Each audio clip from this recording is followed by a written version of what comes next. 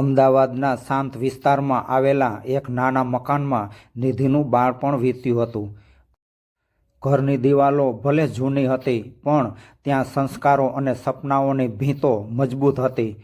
વિષ્ણુભાઈ આખો દિવસ ફેક્ટરીમાં પરસેવો પાડીને જે પણ કમાણી કરતા તેમાં ઘરનું ગુજરાન માંડ ચાલતું. છતાં તેમણે ક્યારેય નિધિના ભણતરમાં ઓટ આવવા દીધી નહોતી. નિધિ જ્યારે પ્રાથમિક શાળામાં હતી ત્યારથી જ તેના હાથમાં પુસ્તકો શોભતા હતા.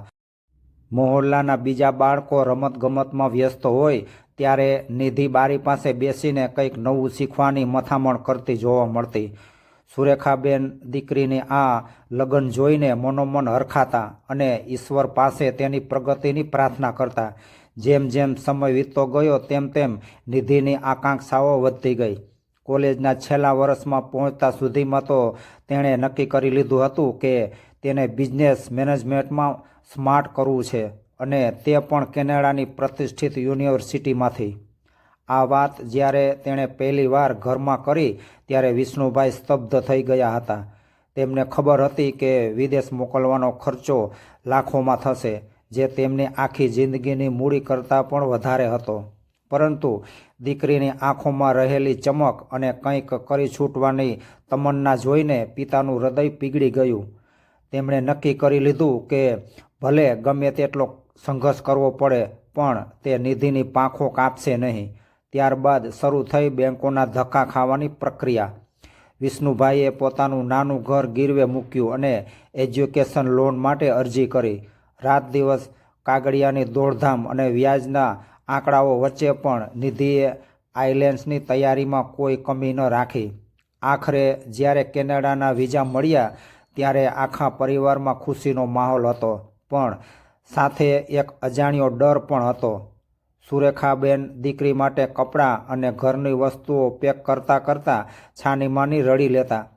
તેમણે ચિંતા હતી કે તેમની લાડકી દીકરી 7 સમુદ્ર પાર એકલી કેવી રીતે રહેશે અને કોણ તેનું ધ્યાન રાખશે. એરપોર્ટ જવાનો દિવસ આવ્યો ત્યારે આખું વાતાવરણ ભારે થઈ ગયું હતું. ઘરના આંગણેથી નીકળતી વખતે નિધિએ તેના પિતાના ચરણ સ્પર્શ કર્યા ત્યારે વિષ્ણુભાઈનો અવાજ ગદગદિત થઈ ગયો હતો. તેમણે નિધિનો હાથ પકડીને માત્ર એટલું જ કહ્યું હતું કે બેટા, તારું સ્વાસ્થ્ય સાચવજે અને આપણી મર્યાદા ક્યારેય ભૂલતી નહીં. એરપોર્ટના ડિપાર્ચર ગેટ પર ઊભેલી નિધિ વારંવાર પાછળ ફરીને જોઈ રહી હતી. તેના પિતા ભલે મક્કમ દેખાતા હતા, પણ તેમની ધ્રુજતી આંગળીઓ તેમનો મનોભાવ કહી આપતી હતી. નિધિએ હવામાં હાથ હલાવીને વચન આપ્યું કે તે ખૂબ નામ કમાશે અને માતા પિતાના દરેક દુઃખ દર્દ દૂર કરશે. પ્લેનમાં બેઠા પછી નિધિની નજર આકાશ તરફ હતી, પણ તેનું મન અમદાવાદની એ ગલીઓમાં જ ભંભી રહ્યું હતું. ટોરોન્ટોના એરપોર્ટ પર જ્યારે નિધિ ઉતરી ત્યારે બહારનું તાપમાન શૂન્યથી પણ નીચે હતું. વિમાનના દરવાજા ખુલતાની સાથે જ ઠંડા પવનની એક લહેરખીએ તેના શરીરને ધ્રુજાવી દીધું હતું. અમદાવાદની ગરમીમાં ઉછરેલી નિધિ માટે આ એક સાવ નવો જ અનુભવ હતો. તેણે પોતાના જેકેટને શરીર પર બરાબર લપેટી લીધું અને મનમાં એક મક્કમ નિર્ધાર સાથે કેનેડાની ધરતી પર પહેલું ડગલું માંડ્યું. શરૂઆતના થોડા દિવસો તેને એક સપના જેવા લાગ્યા, પણ જલ્દી જ વાસ્તવિકતા સામે આવીને ઊભી રહી ગઈ. રહેવા માટે તેણે શહેરના એક જૂના વિસ્તારમાં નાનો રૂમ ભાડે રાખ્યો હતો, જ્યાં તેની સાથે બીજી 4 ગુજરાતી છોકરીઓ રહેતી હતી. એ રૂમ એટલો સાંકડો હતો કે 5 જણીઓના સામાન વચ્ચે હલનચલન કરવું પણ મુશ્કેલ બની જતું હતું. કોલેજનું ભણતર ધાર્યા કરતાં ઘણું જ અઘરું હતું અને તેની સાથે તાલ મિલાવવો નિધિ માટે એક પડકાર હતો. સવારે 5 વાગ્યે જ્યારે આખું શહેર ગાઢ નિંદ્રામાં હોય ત્યારે નિધિ ઉઠી જતી. નળમાંથી આવતું બરફ જેવું ઠંડુ પાણી તેના હાડકાં સુધી ધ્રુજારી પેદા કરતું, છતાં તે હિંમત હાર્યા વગર તૈયાર થઈ જતી. પોતાનું ટિફિન બનાવીને તે 8 વાગ્યાની બસ પકડવા દોડતી. બસ સ્ટોપ પર ઊભા રહીને જ્યારે તે આકાશમાંથી પડતા બરફના ટુકડા જોતી ત્યારે તેને પોતાના ઘરનું આંગણું અને માતાના હાથની ગરમાગરમ ચા યાદ આવી જતી. તેની આસપાસ બધા અજાણ્યા ચહેરાઓ હતા અને ભાષા પણ અલગ હતી, છતાં પણ તેની આંખોમાં પિતાના સપનાઓ અંજાયેલા હતા. કોલેજ છૂટ્યા પછી આરામ કરવાનો કોઈ અવકાશ હતો જ નહીં. સાંજે 7 વાગ્યાની સાથે જ તે એક મોટા ગ્રોસરી સ્ટોરમાં પોતાની પાર્ટ ટાઈમ નોકરી પર પહોંચી જતી. ત્યાં ગયા પછી કલાકો સુધી ઊભા રહીને સામાનની ગોઠવણી કરવી અને ગ્રાહકોને સંભાળવા એ માનસિક અને શારીરિક રીતે થકવી દેતું કામ હતું. રાત્રે 11 વાગ્યે જ્યારે તેની શિફ્ટ પૂરી થતી ત્યારે આખું શરીર કળતર કરતું હોય છતાં તે ઘરે આવીને ફરીથી પુસ્તકો ખોલીને બેસી જતી. ઘણીવાર તો એવું બનતું કે વાંચતા વાંચતા જ તેની આંખો ભરાઈ આવતી અને આંસુના ટીપાં ચોપડીના પાના પર પડતા પણ તે તરત જ તેને લૂછી નાખતી. તેને ખબર હતી કે તેના પિતાએ આ ભણતર માટે પોતાનું સર્વસ્વ ગીરવે મૂક્યું છે. રવિવારની રજામાં જ્યારે તે ઘરે ફોન કરતી ત્યારે તેના અવાજમાં એક અનોખો ઉત્સાહ છલકાતો હતો. સુરેખાબેન જ્યારે પૂછતા કે બેટા તે જમી તો લીધું છે ને, ત્યાં ઠંડી તો બહુ લાગતી નથી ને, ત્યારે નિધિ પોતાની તકલીફો છુપાવીને હસતા મોઢે કહેતી કે મમ્મી, અહીં તો ખૂબ જ મજા આવે છે અને મેં આજે સરસ જમવાનું બનાવ્યું છે. તે ક્યારેય પોતાના પિતાને એ નહોતી કહેતી કે તેને બસ સ્ટોપ પર અડધો કલાક બરફમાં ઊભા રહેવું પડે છે કે તેની નોકરીમાં તેને કેટલું વજન ઊંચકવું પડે છે. વિષ્ણુભાઈ ફોન પર જ્યારે તેની પ્રગતિ વિશે પૂછતા ત્યારે નિધિ તેમને વિશ્વાસ અપાવતી કે તે જલ્દી જ બધું સરખું કરી દેશે. આ ફોન કોલ્સ જ તેની એકમાત્ર તાકાત હતા જે તેને આ કઠિન પરિસ્થિતિમાં ટકી રહેવા માટે પ્રેરણા આપતા હતા. આ સંઘર્ષના દિવસો બાદ હવે નિધિના જીવનમાં એક નવો વળાંક આવવાનો હતો. કેનેડાના થીજી ગયેલા રસ્તાઓ પર નિધિની જિંદગી એક યંત્ર જેવી બની ગઈ હતી. ત્યારે જ એક સાંજ તેના જીવનમાં નવો વળાંક લઈને આવી. કોલેજની લાઇબ્રેરીમાંથી મોડેથી નીકળેલી નિધિ બસ સ્ટોપ પર ઊભી હતી અને ભારે હિમવર્ષાને કારણે બસ મોડી પડી હતી. ઠંડીથી ધ્રુજતી નિધિ પાસે એક કાળી કાર આવીને ઊભી રહી અને કાચ નીચે થયો. અંદર બેઠેલા યુવાને સ્મિત સાથે પૂછ્યું કે શું તું ભારતીય છો? તું ભારતથી આવી છો અને તારે ક્યાં જવાનું છે? એ યુવાન એટલે આરવ, જે દેખાવે અત્યંત સુસંસ્કૃત અને મદદગાર લાગતો હતો. તેણે નિધિને તેના ઘર સુધી લિફ્ટ આપી અને રસ્તામાં પોતાની ઓળખાણ આપી કે તે છેલ્લા 5 વર્ષથી અહીં સ્થાયી થયેલો છે અને એક સારી કંપનીમાં કામ કરે છે.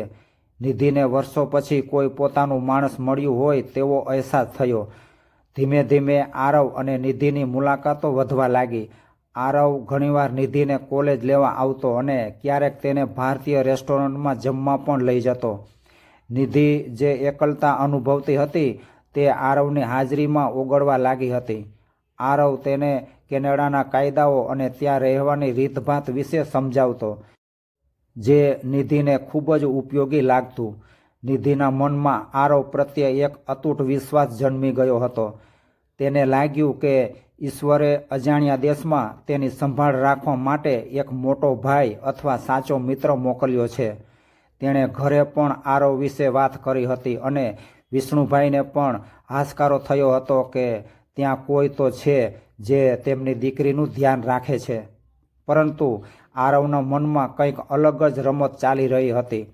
તે નિધિની ભોળી પ્રકૃતિ અને તેના પિતાની આર્થિક પરિસ્થિતિનો ગેરફાયદો ઉઠાવવાનું કાવતરું ઘડી રહ્યો હતો.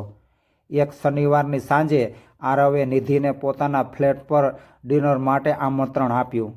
તેણે કહ્યું કે તેણે નિધિ માટે ખાસ ગુજરાતી રસોઈ બનાવી છે.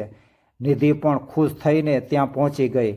જમ્યા પછી આરવે અચાનક થોડા કાગળો કાઢ્યા અને નિધિને કહ્યું કે આ તેની કંપનીના રેફરન્સ પેપર છે, જેમાં નિધિની સહીથી તેણે ટેક્સમાં થોડો ફાયદો થશે અને સાથે નિધિને પણ થોડી રકમ મળશે.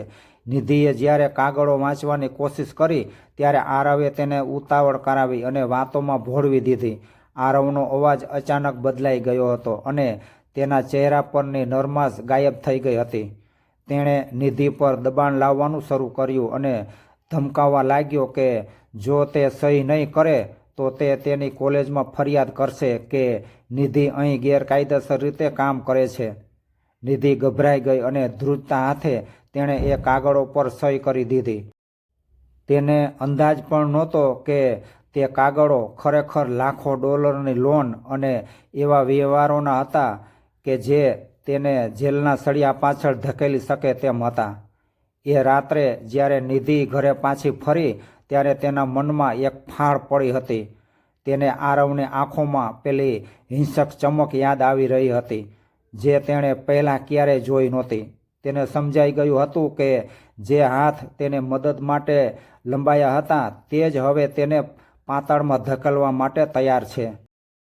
મિત્રો, આરવની આ છેતરપિંડી બાદ હવે નિધિનું જીવન કેવા વળાંક લેશે તે જોવા માટે વિડીયોના અંત સુધી જોડાયેલા રહેજો. બીજા દિવસે જ્યારે નિધિએ પેલા કાગળોની નકલો ધ્યાનથી જોઈ અને ઇન્ટરનેટ પર તેના વિશે તપાસ કરી ત્યારે તેના હોશ ઉડી ગયા. તેને સમજાયું કે આરવે તેને બહુ મોટી છેતરપિંડીમાં ફસાવી દીધી હતી. તે કાગળો માત્ર ટેક્સના નહોતા પણ હજારો ડોલરની એવી લોન લેવા માટેના હતા કે જેની જવાબદારી હવે નિધિના માથે આવી પડી હતી. એટલું જ નહીં, એમાં એવા વ્યવહારોના પુરાવા પણ હતા કે જે કેનેડાના કાયદા મુજબ ગંભીર ગુનો ગણાતા હતા. નિધિનું આખું શરીર ધ્રુજવા લાગ્યું અને તેને લાગ્યું કે તેની આસપાસની દુનિયા અચાનક થંભી ગઈ છે. જે સપનાઓ લઈને તે અહીં આવી હતી તે સપનાઓ હવે જેલની કોટડીમાં ફેરવાઈ જશે તેવો ફાળ તેને પડ્યો. તરત જ તેણે આરવને ફોન કર્યો અને તેની પાસે જઈને ખુલાસો માગ્યો. નિધિનો અવાજ ગુસ્સા અને ડરથી લથપથ હતો પણ આરવના ચહેરા પર હવે કોઈ નરમાશ નહોતી. તેણે ઠંડા કલેજે હસીને સ્વીકાર્યું કે તેણે જ આ બધું કર્યું છે. જ્યારે નિધિએ પોલીસ પાસે જવાની ધમકી આપી ત્યારે આરવ તેની નજીક આવ્યો અને અત્યંત ક્રૂર અવાજમાં બોલ્યો કે જો તેણે કોઈને પણ આ વાતની જાણ કરી છે તો અમદાવાદમાં બેઠેલા તેના માતા પિતા જીવતા નહીં રહે. આરવે નિધિને તેના ઘરનું સરનામું અને વિષ્ણુભાઈ ક્યાં રસ્તે નોકરીએ જાય છે તેની વિગતો બતાવી દીધી હતી. નિધિ સ્તબ્ધ થઈ ગઈ કારણ કે તેને અંદાજ પણ નહોતો કે આરવ આટલી હદ સુધી તેના પરિવાર પર નજર રાખી રહ્યો હતો. તે રાત્રે નિધિ પોતાના રૂમમાં પરત ફરી ત્યારે તેની હાલત પાગલ જેવી હતી. રૂમમાં સાથે રહેતી છોકરીઓ પૂછતી રહી પણ નિધિ કંઈ જ બોલી શકી નહીં. તે બાથરૂમમાં જઈને નળ ચાલુ કરી દેતી જેથી કોઈ તેનો રડવાનો અવાજ ન સાંભળી શકે. તેને લાગ્યું કે તે એક એવા ચક્રવ્યૂહમાં ફસાઈ ગઈ છે કે જેમાંથી નીકળવાનો કોઈ રસ્તો નથી. એક બાજુ દર મહિને બેંકનો હપ્તો ભરવાની ચિંતા હતી અને બીજી બાજુ કોલેજના અસાઇનમેન્ટ્સ અને હવે આ જીવલેણ ધમકી. તેને વારંવાર પિતાનો એ ચહેરો યાદ આવતો હતો જે એરપોર્ટ પર ગર્વથી મલકાતો હતો. તેને અપરાધભાવ થવા લાગ્યો કે તેણે અજાણ્યા માણસ પર આટલો બધો વિશ્વાસ કેમ કર્યો. નિધિની ભૂખ અને તરસ ગાયબ થઈ ગયા હતા. તે આખી રાત બારીની બહાર જોયા કરતી અને વિચારતી કે શું તેનું જીવન અહીં જ પૂરું થઈ જશે.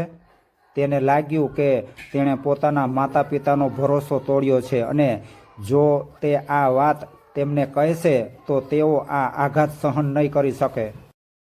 કેનેડાની એ થીજવી દેતી ઠંડી હવે તેને બહાર નહીં પણ અંદરથી થીજવી રહી હતી.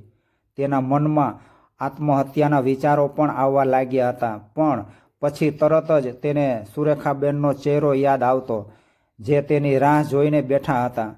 તે માનસિક રીતે એટલી હદે ભાંગી પડી હતી કે તેને હવે પોતાના પડછાયાથી પણ ડર લાગવા માંડ્યો હતો. તે એક જીવતી લાશ બની ગઈ હતી.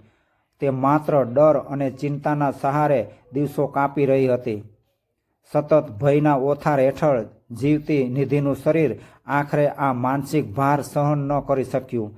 એક સવારે જ્યારે તેની રૂમ પાર્ટનરે તેને જગાડવાની કોશિશ કરી ત્યારે નિધિ બેભાન અવસ્થામાં હતી અને તેનું શરીર તાવથી ધગધગતું હતું. તેને તાત્કાલિક ટોરન્ટોની નજીકની હોસ્પિટલમાં ખસેડવામાં આવી જ્યાં ડૉક્ટરોએ તપાસ બાદ જણાવ્યું કે અતિશય તણાવ અને ઊંઘના અભાવને કારણે તેને ગંભીર નર્વસ બ્રેકડાઉન થયું છે. નિધિ હોસ્પિટલના સફેદ બિછાના પર પડી હતી પણ તેની આંખોમાં હજુ પણ પેલો ડર સાફપણે દેખાતો હતો. જ્યારે આ સમાચાર અમદાવાદ પહોંચ્યા ત્યારે વિષ્ણુભાઈના પગ નીચેથી જમીન સરકી ગઈ. તેમણે એક ક્ષણનો પણ વિલંબ કર્યા વગર મિત્રો પાસેથી ઉછીના પૈસા મેળવીને કેનેડાની ટિકિટ કઢાવી અને 2 જ દિવસમાં તેઓ હોસ્પિટલ પહોંચી ગયા. પોતાની ફૂલ જેવી દીકરીને નળીઓ અને મશીનો વચ્ચે નિસ્તેજ પડેલી જોઈને વિષ્ણુભાઈની આંખોમાંથી અશ્રુધારા વહી નીકળી. નિધિએ જ્યારે પોતાના પિતાના હાથનો સ્પર્શ કર્યો ત્યારે તે ધ્રુસકે રડી પડી અને આખી વિતક કથા કહી સંભળાવી.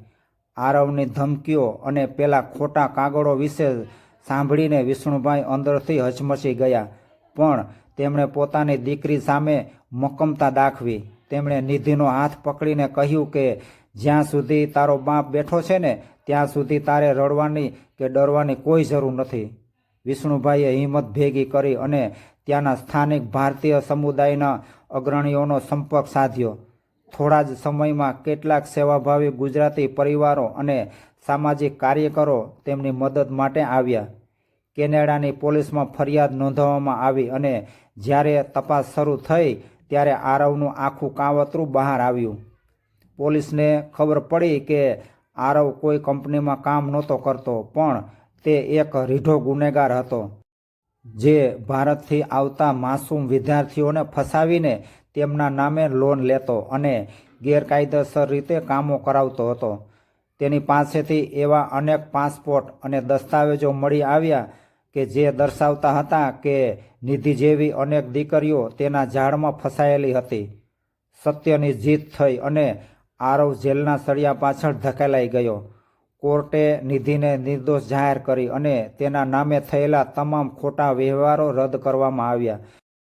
નિધિ શારીરિક રીતે તો ધીમે ધીમે સાજી થઈ ગઈ, પણ તેના મન પર લાગેલો આ ઘા રૂજાતા ઘણો સમય લાગ્યો. તેણે ભારે હિંમત રાખીને પોતાનો અભ્યાસ પૂર્ણ કર્યો, કારણ કે તેને ખબર હતી કે તેના પિતાએ આ માટે શું ગુમાવ્યું છે. ડિગ્રી મેળવ્યા બાદ તે એક પણ ક્ષણનો વિલંબ કર્યા વગર ભારત પાછી ફરી. અમદાવાદના એરપોર્ટ પર જ્યારે તે ઉતરી ત્યારે તેની આંખોમાં પહેલાં જેવી માસુમિયત નહોતી, પણ એક અનોખી પરિપક્વતા હતી. તેણે હવે નક્કી કર્યું કે તે હવે વિદેશ જવા માગતા મધ્યમવર્ગીય પરિવારો અને વિદ્યાર્થીઓ માટે એક માર્ગદર્શન કેન્દ્ર ખોલશે. તે દરેક દીકરીને સમજાવતી કે સપના જરૂર જુઓ, પણ અજાણ્યા દેશમાં કોઈના પર આંધળો વિશ્વાસ ન કરો. આ સત્ય ઘટના આજે પણ એ દરેક વાલી અને બાળક માટે એક ચેતવણી સમાન છે, જેઓ વિદેશની ઝાકમઝાળમાં સાવચેતી રાખવાનું ભૂલી જાય છે. નિધિની આ સંઘર્ષમય અને હૃદયદ્રાવક સત્ય ઘટના આપણને જીવનના 5 મહત્વના બોધપાઠ આપે છે. 1. વિદેશ જેવા અજાણ્યા દેશમાં જ્યારે આપણે એકલા હોઈએ ત્યારે કોઈ પણ વ્યક્તિ પર આંધળો વિશ્વાસ કરવો જોખમી બની શકે છે. ખાસ કરીને કાયદાકીય કે આર્થિક દસ્તાવેજો પર સહી કરતા પહેલાં તેની પૂરી તપાસ કરવી અત્યંત અનિવાર્ય છે. 2. ગમે તેટલી મોટી આફત આવે, હિંમત હારવાને બદલે તેનો સામનો કરવો જોઈએ. નિધિના પિતા વિષ્ણુભાઈએ જે રીતે ધીરજ રાખીને કાયદાકીય લડત આપી તે દર્શાવે છે કે સાચો રસ્તો હંમેશા મુશ્કેલીઓમાંથી બહાર કાઢે છે. 3. વિદ્યાર્થીઓએ વિદેશમાં પડતી નાની મોટી તકલીફો કે કોઈ શંકાસ્પદ ઘટના વિશે પોતાના માતા પિતાને તરત જ જાણ કરવી જોઈએ. જો નિધિએ શરૂઆતમાં જ વાત કરી હોત તો કદાચ સ્થિતિ આટલી બધી ગંભીર ન બની હોત. 4. દરેક ચમકતી વસ્તુ સોનું નથી હોતી. એ કહેવત મુજબ મદદ કરવાના બહાને આવતા લોકોના ઈરાદા હંમેશા નેક નથી હોતા. સાચા અને ખોટા માણસની પરખ કરવી ખૂબ જ જરૂરી છે. 5. આપણી સાથે બનેલી ખરાબ ઘટનાને સમાજ માટે શીખ બનાવવી એ જ સાચી સફળતા છે. નિધિએ ભારત પરત ફરીને અન્ય વિદ્યાર્થીઓને માર્ગદર્શન આપવાનું નક્કી કર્યું, જે તેની માનસિક જીત દર્શાવે છે. મિત્રો, જો આ વાર્તા તમારા હૃદયને સ્પર્શી ગઈ હોય તો સબસ્ક્રાઇબ કરી અમારા પરિવારનો હિસ્સો બનો. આભાર. જય શ્રી કૃષ્ણ.